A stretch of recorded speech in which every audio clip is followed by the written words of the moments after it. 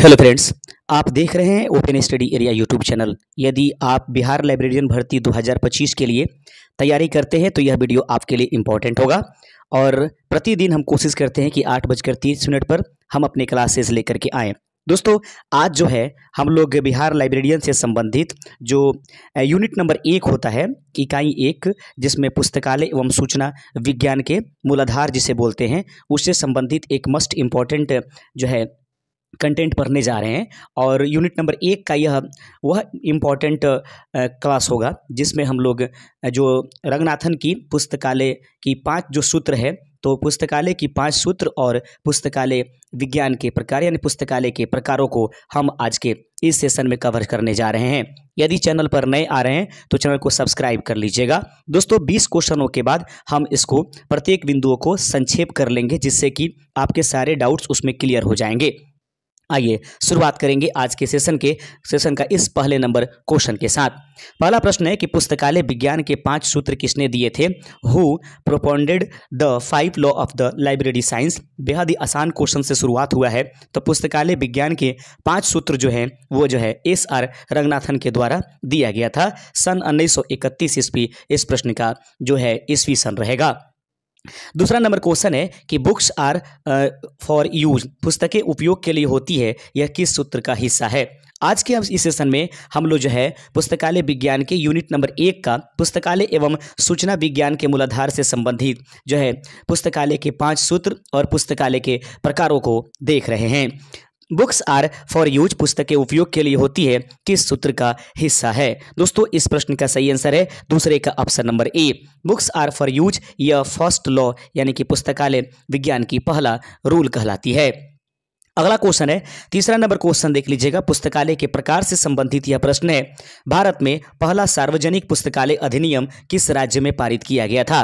भारत में पहला पुस्तकालय सार्वजनिक जो है अधिनियम किस राज्य में पारित किया गया था? दोस्तों, इस प्रश्न का सही आंसर है ऑप्शन नंबर बी, तमिलनाडु, जिसे पहले मद्रास के नाम से भी जानते थे। तो भारत में पहला सार्वजनिक पुस्तकालय अधिनियम किस राज्य ने पारित किया था? सही आंसर है तमिलनाडु अर्थात मद्रास। आपको ईस्वी मालूम है तो बता दीजिए, वरना गौर से यहाँ पर देख लीजिए। सन 1948 ईस्वी में मद्रास यानी तमिलनाडु में पुस्तकालय अधिनियम सबसे पहले पारित किया गया था।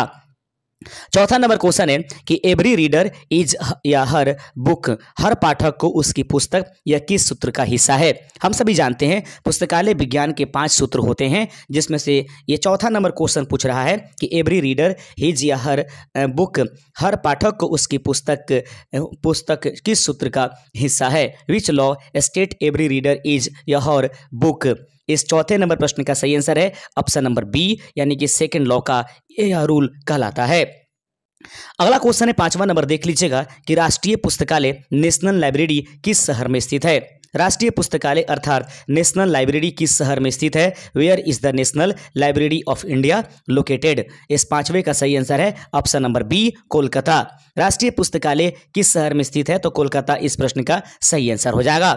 छठा नंबर दोस्तों, अब हम लोग यूनिट में उपस्थित रहने वाले एक एक पॉइंट को एक एक करके पढ़ते चलेंगे। जैसे आज आपके पास आ गया है पुस्तकालय के 5 सूत्र और पुस्तकालय के प्रकार, तो हो सकता है कि कल की क्लास में पुस्तकालय अधिनियम को हम लोग पढ़ें। तो याद रखेंगे यूनिट नंबर 1 का आज यह 5वां और 6ठा नंबर जो एक्सरसाइज है लगभग लेकर के चल रहे हैं। कल 7वें और 8वें को हम कवर करेंगे। 6ठा नंबर प्रश्न आपके सामने है कि एवरी बुक इट्स रीडर, हर पुस्तक का पाठक किस सूत्र से संबंधित है? तो इस प्रश्न का सही आंसर है option number C, third law. पहला लॉ कहता है कि पुस्तक के उपयोग के लिए, दूसरा लॉ हर पाठक को पुस्तक मिले, और तीसरा कहता है कि हर पुस्तक को पाठक मिले। ऑप्शन नंबर सी इस प्रश्न का सही आंसर हो जाएगा। 7वां नंबर क्वेश्चन आपके सामने है कि विद्यालय पुस्तकालय अर्थात स्कूल लाइब्रेरी मुख्य रूप से किसके लिए होता है? स्कूल लाइब्रेरी अर्थात विद्यालय पुस्तकालय मुख्य रूप से किसके लिए होता है?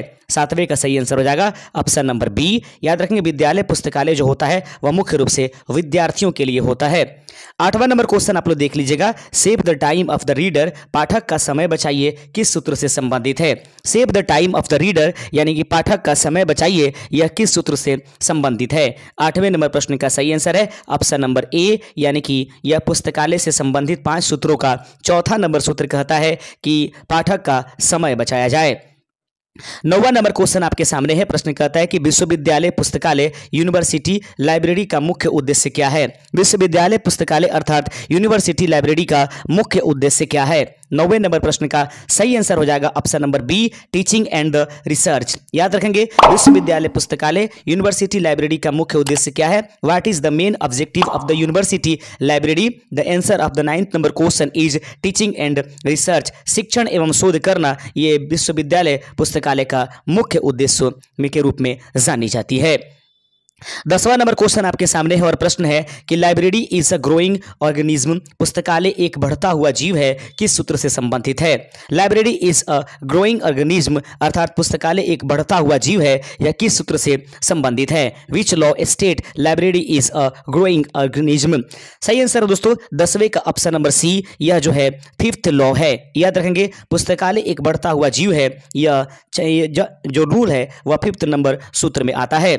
दोस्तों अभी तक आप हमारे क्लासेस से नहीं जुड़ पाए हैं और हमारे YouTube चैनल से जो YouTube के लिए कोर्स बनाई गई है लाइब्रेरियन से संबंधित, जो आपको 100% सफलता दिला करके मानेगी लेट के एग्जाम अर्थात STET बिहार लाइब्रेरियन के लिए। तो दोस्तों इसको अगर आपने अभी तक परचेज नहीं किया गया है तो दिए गए हमारे व्हाट्सएप नंबर पर ये 3 ई बुक तथा साथ ही साथ जितने मस्ट इंपॉर्टेंट लाइव क्लास हुए हैं उसके PDF तथा क्लास से जुड़ने के लिए लिंक आपको प्रदान किया जाएगा। इसके लिए आप हमारे दिए गए व्हाट्सएप नंबर पर व्हाट्सएप कर सकते हैं।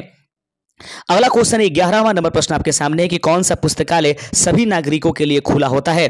प्रश्न है कि कौन सा पुस्तकालय सभी नागरिकों के लिए खुला होता है। Which type of the library is open for the all citizens. याद रखेंगे, कौन सा पुस्तकालय सभी नागरिकों के लिए खुला होता है। Which type of library is open for all citizens. 11 number प्रश्न का सही आंसर है ऑप्शन नंबर ए, यह जो है पब्लिक लाइब्रेरी के अंतर्गत अर्थात सार्वजनिक पुस्तकालय के अंतर्गत आता है, जो सभी के लिए खुला रहता है।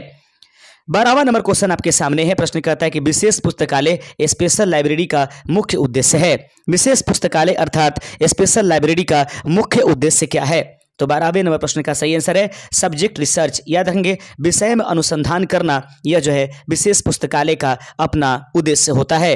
12वें का ऑप्शन नंबर बी इस प्रश्न का सही आंसर हो जाएगा। याद रखेंगे, विशेष पुस्तकालय अर्थात स्पेशल लाइब्रेरी का मुख्य उद्देश्य क्या है। तो याद रखेंगे, विषय का अनुसंधान करना विशेष पुस्तकालय का मुख्य उद्देश्य होता है। 13वां नंबर क्वेश्चन आपके सामने है कि भारत में पहला विश्वविद्यालय पुस्तकालय किसे माना जाता है। भारत में पहला विश्वविद्यालय पुस्तकालय किसे माना जाता है। Which is the consider the first university library in India.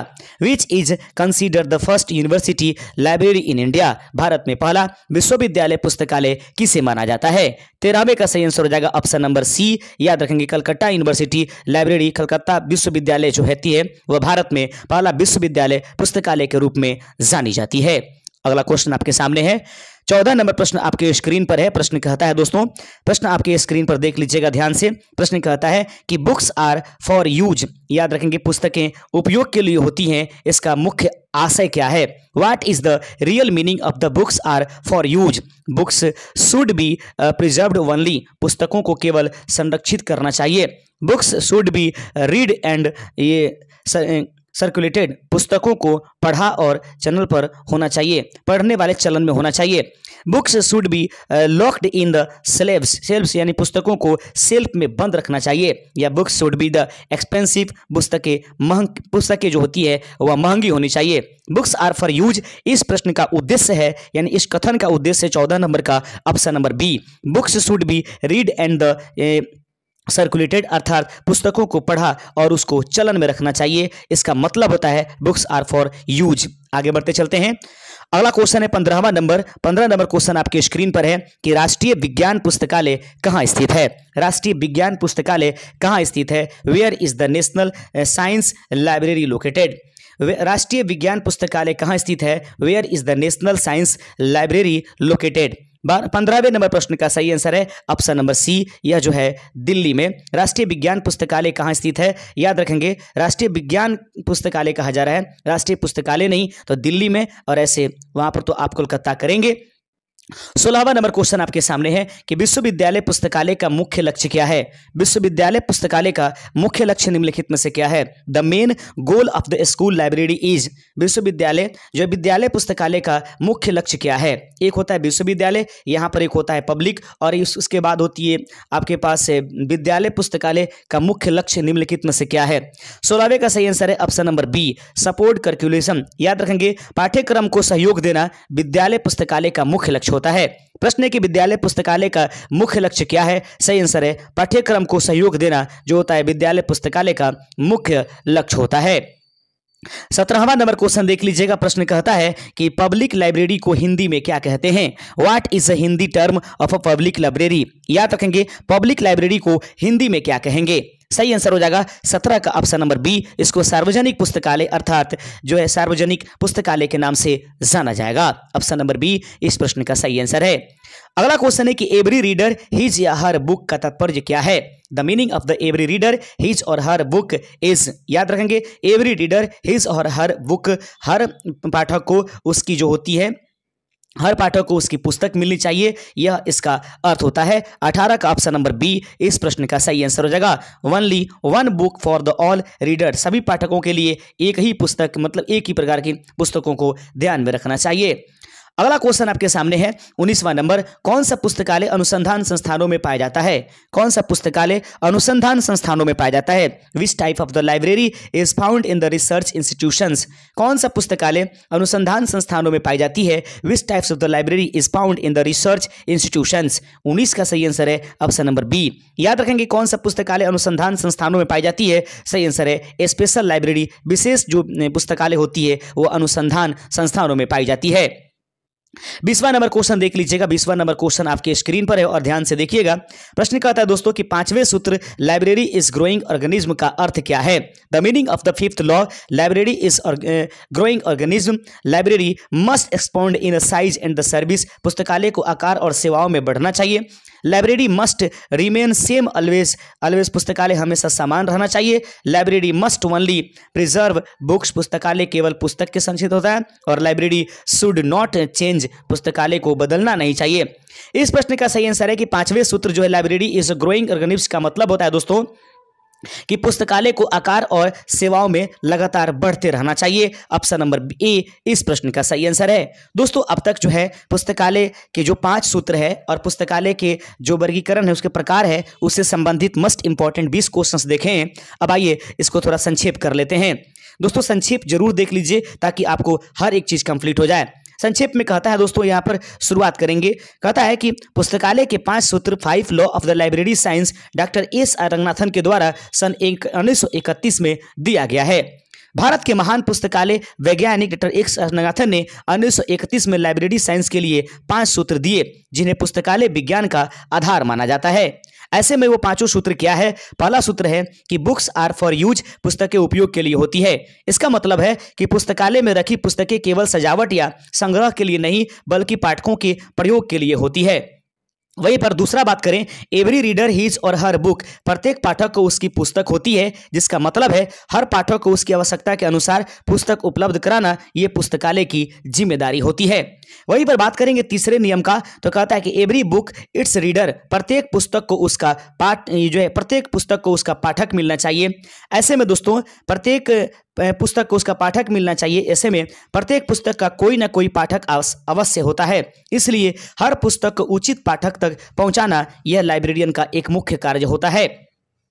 चौथा नंबर है कि save the time of the reader, पाठक का समय बचाना चाहिए, यह चौथा सूत्र कहलाता है। पुस्तकालय व्यवस्था ऐसी होनी चाहिए कि पाठक जल्दी और आसानी से अपनी आवश्यक सामग्री को प्राप्त कर सके। ये save the time of the जो होता है रीडर, ये चौथा नंबर सूत्र है। वहीं पर बात करें कि library is a growing organism, पुस्तकालय एक जीवित अंग है। Library is a growing organism, ये 5वां नंबर सूत्र है। इसमें दोस्तों कहा जाता है कि पुस्तकालय लगातार विकसित होता है और इसमें नई पुस्तकों, सेवाओं और तकनीकों का समावेश होता रहना चाहिए। दोस्तों ऐसे में हम लोग देख लेते हैं पुस्तकालय के प्रकार। दोस्तों कहा जाता है कि पुस्तकालयों को विभिन्न आधारों पर बांटा जा सकता है। ऐसे में पहला नंबर आधार जो होगा उसको बोलेंगे राष्ट्रीय पुस्तकालय, नेशनल लाइब्रेरी, जो टाइप्स ऑफ लाइब्रेरियन हम लोग लाइब्रेरी पढ़ रहे हैं। देश का सबसे बड़ा पुस्तकालय ही वहाँ पर राष्ट्रीय पुस्तकालय कहा जाता है। जैसे भारत का नेशनल लाइब्रेरी कोलकाता जो है वह राष्ट्रीय पुस्तकालय के रूप में जाना जाएगा।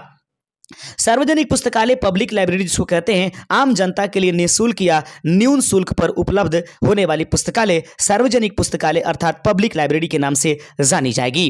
वहीं पर बात करेंगे शैक्षणिक पुस्तकालय का मतलब क्या होगा, तो शिक्षा संस्थानों से जुड़े पुस्तकालय, विद्यालय पुस्तकालय यानी कि महाविद्यालय पुस्तकालय और विश्वविद्यालय पुस्तकालय। अर्थात शैक्षणिक पुस्तकालय के अंतर्गत कौन कौन से आएंगे, तो शिक्षा से संबंधित होने वाले जुड़ने वाले पुस्तकालयों जैसे विद्यालय पुस्तकालय स्कूल लाइब्रेरी, महाविद्यालय पुस्तकालय यानी कि कॉलेज लाइब्रेरी और विश्वविद्यालय पुस्तकालय अर्थात यूनिवर्सिटी लाइब्रेरी, ये तीनों के तीनों शैक्षणिक पुस्तकालय अर्थात एकेडमिक लाइब्रेरी के अंतर्गत आएंगे।